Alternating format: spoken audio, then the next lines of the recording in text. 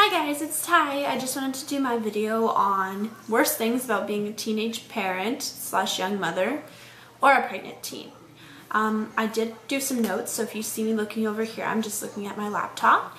So I'm going to do the worst things about being a pregnant teen. The first one that really I encountered quite frequently and by a lot of girls is, I guess I'm going to call them the wannabe teen or pregnant teens, because when you announced your pregnancy, I don't know if this was just for me or if this could be for a lot of people, but I found that a lot of girls would come up to me and like say, oh, I want to be pregnant, what's it like? And they were kind of obsessed a little bit with asking me those questions. And of course I was young and I didn't really understand the concept of someone wanting to get pregnant at a young age on purpose. So I kind of just answered whatever questions they had and showed them. If they asked to see like an ultrasound picture, then I would. So yeah, that was one of the weird ones, I guess. Another weird one was like the TMI questions that people asked you, like, oh, I don't even want to talk about this because it's so just bizarre. But people will be like, what is it gonna be like when you push the baby out of your vagina? And it's just like really weird. I don't know.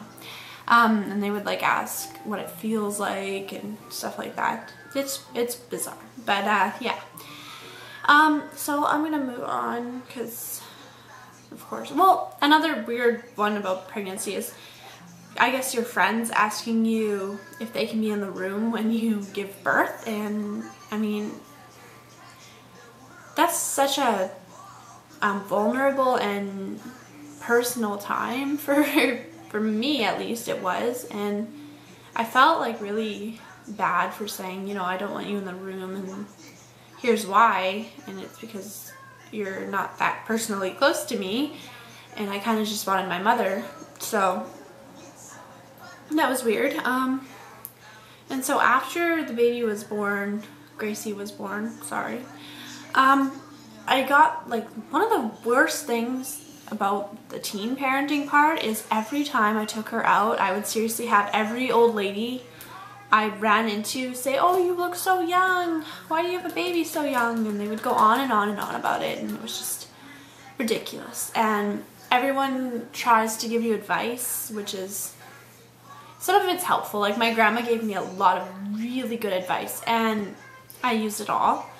But it's when people try to give you unwanted advice that you find a little sketchy. Like, I have this one story of, I took my daughter to the doctor because she would not stop crying for like 3 days, and I was sitting in the waiting room and this lady was like, oh, she must be teething. I was like, yeah, a little bit of that and maybe some colic kind of mixed in there. And she's like, oh, I know some really good home remedy for teething. And I was like, oh yeah, what's that? She's like, just take her pacifier and dip it in some whiskey and give it to her.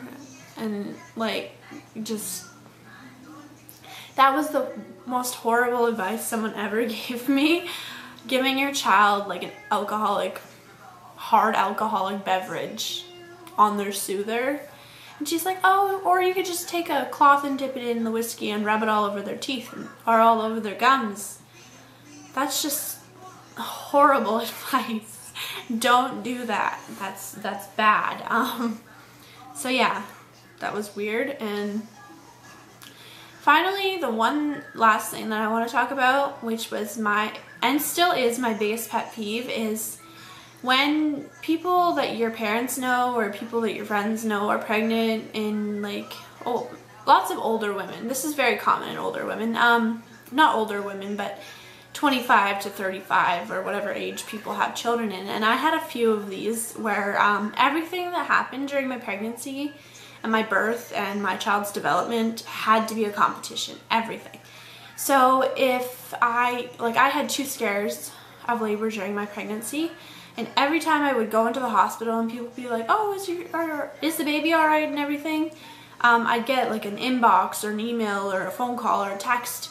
Oh, I had the same thing happen to me a week ago and my baby's gonna die, and all this other random stuff. And I don't really understand how things like that, why would you want that to happen to your child? Like, if I had miscarried in my early second trimester when I had the first scare, like, that's a sad thing, and I don't understand why anyone would want to compete with that. And then when I had the scare at 25 weeks, again, they're like, oh yeah, my baby's gonna be premature and all this other stuff. And I was like, that is not something that you should want.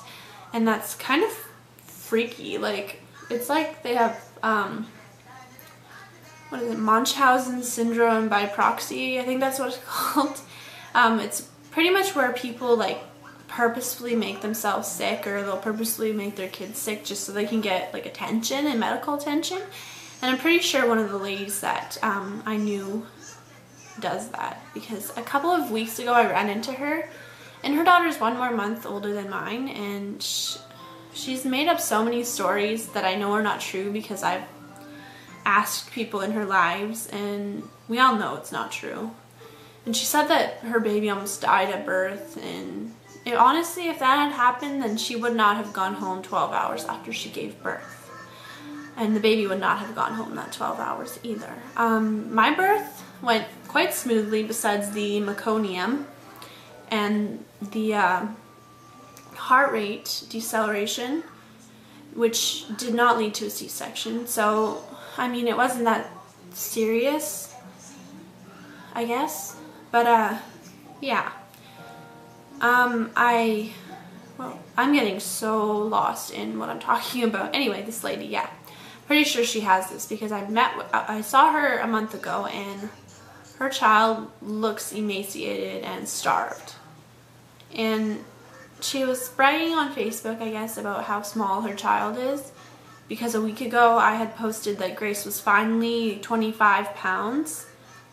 Actually it was 26 pounds. She's back down to 25 pounds now. But I was bragging on Facebook how she's always had trouble gaining weight, and that she finally reached a good weight for her age, which is 2.5. And she went on Facebook and said, oh well, her daughter's name is Willow. So, oh well, Willow's only 19 pounds at well over 2.5. And her child was perfectly healthy at birth, and I just don't understand, I guess, how they could do that. Her child looks sick, like ill. Yeah, so I don't know if she actually has that, but that kind of reminds me of it, I guess. So yeah, the competitiveness. Also, I have another person on Facebook that every time I bought my daughter something or I got it on sale, she would be like, oh, I never sale shop. I have to buy everything at full price, and it has to be designer, and it has to be this and that. And I was just like, well, honestly, I can not afford designer things, and I never pay full price for anything. And like one time, I have another story about this other lady. We had the same like little baby gym that babies play with, and there was one toy that after a certain amount of time, the kid would pull on it and it wouldn't play music anymore.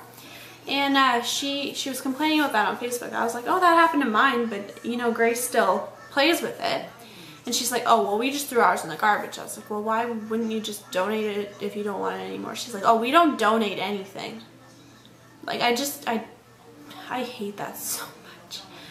It's such a waste. And I mean, there's a baby that doesn't care if the toy plays music or not, that would love to enjoy that toy. And we did give away all of our baby stuff to young mothers in need, basically anyone that I knew that was pregnant with a child that needed things that they couldn't really afford to buy. So yeah, that happened, and I don't know, I just can't stand that.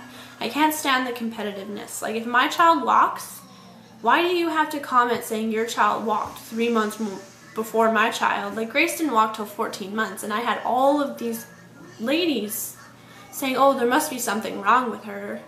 Why isn't she walking? My child was walking at like 8, 9 months. And I was like, well, your child also has a big brother or sister that they can look up to. My child was raised and is raised in a house full of adults with no little kids and no siblings.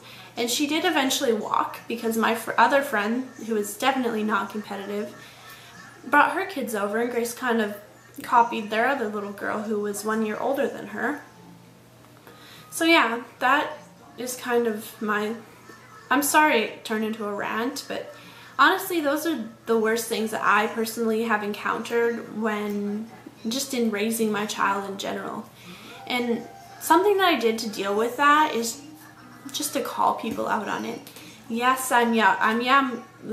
Yes, I'm young and I'm pregnant, but that doesn't mean that I'm not capable of caring for my child. And just because I don't have the money to buy these things does not mean I'm depriving my child of anything. So I guess that's the best way to deal with things like that. And when people are trying to give you unwanted advice is, sorry, my screensaver is so distracting. The best way to deal with people giving you unwanted advice is just to say, you know what, I'm capable of taking care of my child, and just be straightforward with them and say, I really appreciate if everyone would just let me parent my child the way that I want to. And if people compete with you, you don't need to talk to them anymore. You don't have time for that. And your child you don't need to be worried about your child, and you don't need to be ridiculed for your child not walking or crawling or whatever in advance.